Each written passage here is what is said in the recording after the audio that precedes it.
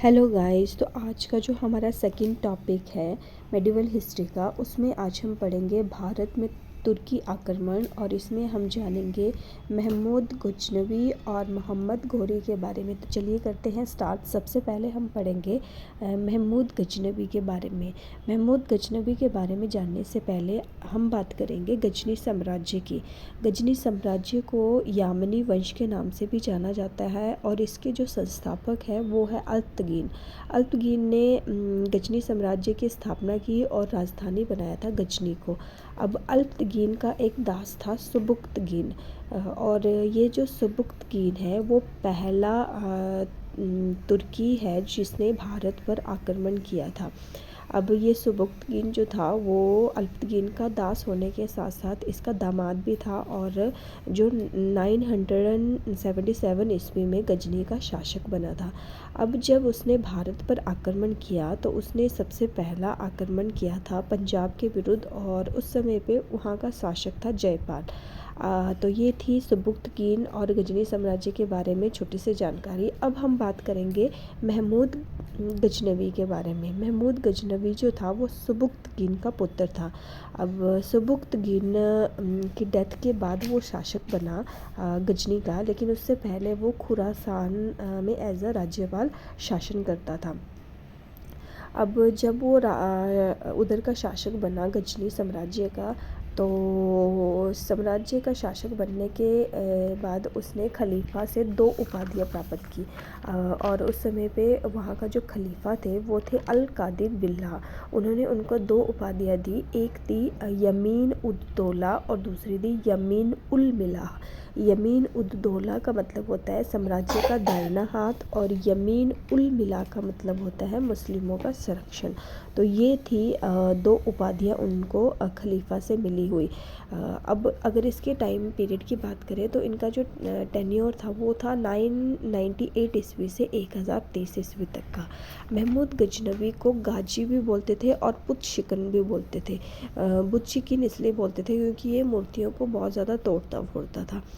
अगर हम बात करें सर हेनरी इलियट की, तो इनके अनुसार गजनवी ने भारत पर 17 बार आक्रमण किए हुए हैं, और इनके आक्रमण करने के पीछे के क्या उद्देश्य थे। तो एक तो यही उद्देश्य था कि वो धन प्राप्त करना चाहता था यहाँ से।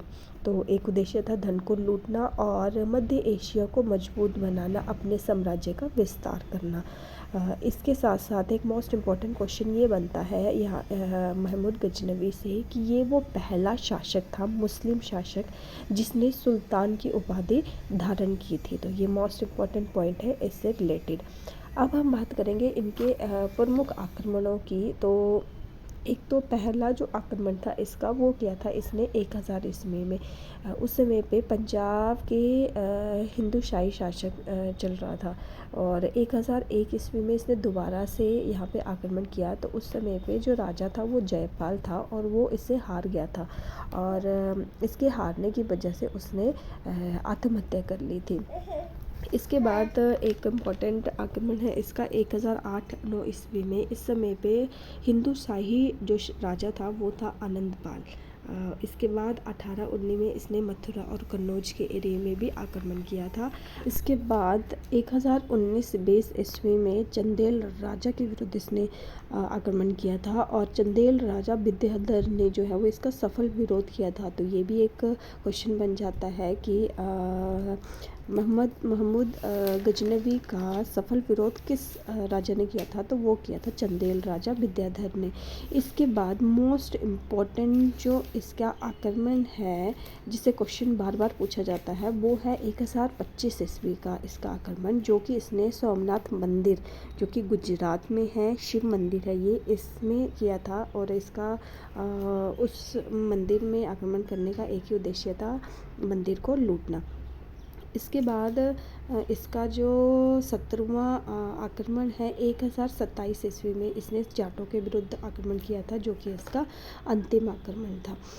तो इसके साथ साथ ही गजनवी की डेथ भी हो जाती है 1030 ईस्वी में। तो ये थे मोस्ट इम्पॉर्टेंट पॉइंट्स। इसके अलावा अगर हम इससे संबंधित कुछ और पॉइंट्स की बात करें तो एक तो ये हो जाता है कि जो गजनी का दरबारी इतिहासकार था वो था उतबी, और उतबी ने किताब लिखी हुई है उल यामिनी और तारीख ए यामिनी। ये 2 किताबों की रचना की थी उतबी ने।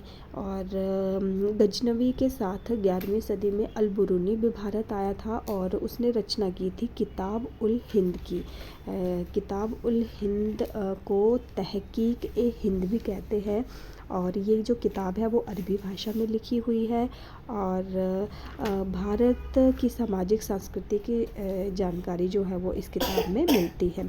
और अल-बुरूनी वो एक इंसान है मुस्लिम जिसने पुराणों का अध्ययन भी किया था। ये वो पहला मुस्लिम है जिसने पुराणों का अध्ययन किया था।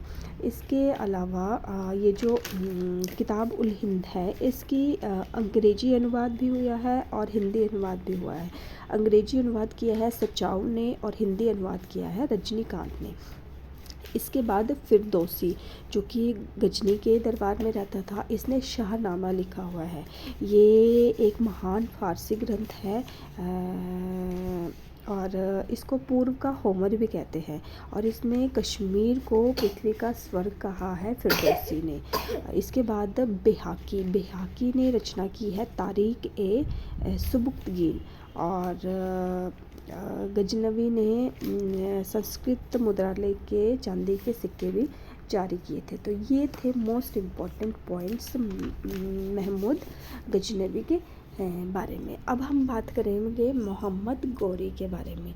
अच्छा, मोहम्मद गौरी की बात करें तो इसका पूरा नाम है मुइज़ुद्दीन मोहम्मद बिन साम। और ये शासक बना गजनी का 1173 AD में। और 1175 AD में खैबर और गोमत दर्रे से आते हुए भारत के मुल्तान में अपना प्रथम आक्रमण करता है। अगर इसके आक्रमणों के कारण की बात करें तो यही कारण थे धन की प्राप्ति करना और अपने साम्राज्य का विस्तार करना। अब जब ये 1175 AD में मुल्तान पर अपना प्रथम आक्रमण करता है तो उस समय पे मुल्तान में करमातियों को शासन था और ये करमातियों को हरा कर जो है वो वहाँ का शासक बन जाता है। इस तरह से 1178 AD में उसने गुजरात के पाटन पर आक्रमण किया और उस समय पे वहाँ का जो शासक था वो था चालुक्य राजा भीमद्वितीय। अब भीमद्वितीय जो था वो छोटी उम्र का था, तो उसकी जो माता थी नायका देवी वो उसकी संरक्षिका के काम करती थी। और जब इन दोनों के बीच में युद्ध हुआ तो इस युद्ध में महमूद गौरी जो है वो हार जाता है और ये वो पहली हार है भारत में इसकी मोहम्मद गौरी की। तो ये भी एक क्वेश्चन बनता है कि भारत में प्रथम पराजय जो है वो मोहम्मद गौरी की कब हुई थी और किस युद्ध में हुई थी। तो वो हुई थी गुजरात के पाटन में जब उसने आक्रमण किया था चालुक्य राजा के विरुद्ध। उस समय पे माउंट आबू के पास जो है वो गौरी की प्रथम पराजय हुई थी। इसके बाद 1191 में तराइन का प्रथम युद्ध भी